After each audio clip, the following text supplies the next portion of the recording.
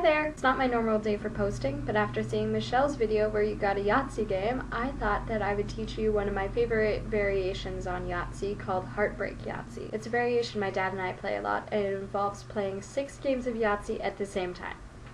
So, you've got your Yahtzee scorecard, and ours have 6 columns like this. If yours doesn't, you could use 2 at the same time, or you could just draw 6 columns on a piece of paper and fill in the things you have to get. And each column has its own rules. In column 1 you can fill in the spaces in whatever order you like, just like with normal Yahtzee.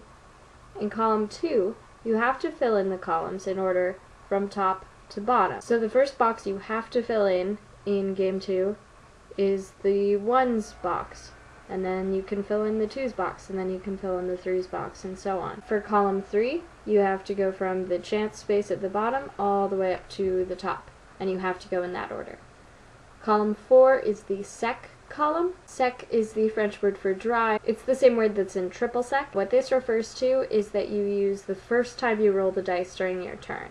So you roll once, and if you happen to have a full house or a 4 of a kind, or by some miracle a Yahtzee, you can fill that in this column. In column 5 you go from the middle out, so you can start with this one or this one and continue moving outwards in either direction. So with this column you can go both ways at the same time. So if you filled in the 6, then the next time you want to fill in a space you can fill in the 5, or you can fill in the 3 of a kind, and then keep going both ways. Column 6 is backwards from column 5. You go from the outside in both directions. So the way the gameplay works here is that you roll the dice and you have 3 chances, just like in normal Yahtzee, but then once you've gotten your 3rd roll, or your 1st roll if you're going to fill in the sec column, then you can choose which column you want to fill in. If you happened to get a good roll, then you can fill it in wherever it fits in the columns, but often you will end up with something bad, and hopefully you have a chance space open so you can fill that in.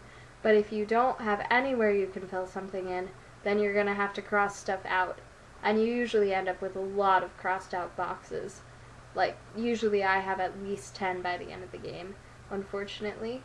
So that's where the heartbreak comes in, is that often you're having to accept that you will never get a Yahtzee in a certain column, and you might have to cross that out in every single column and never get one. But if you have crossed something out and you get it later, you can't go back and fill it in. It's a really fun game. Obviously it takes longer than playing a game of Yahtzee, since you're technically playing 6 games at the same time. So it's better for like two people, 3 at the most. You don't really want to play with more than that because it's gonna take hours. Might as well just play Risk or something. I hope you try it out. It's a really fun game, and you guys will see me on Thursday.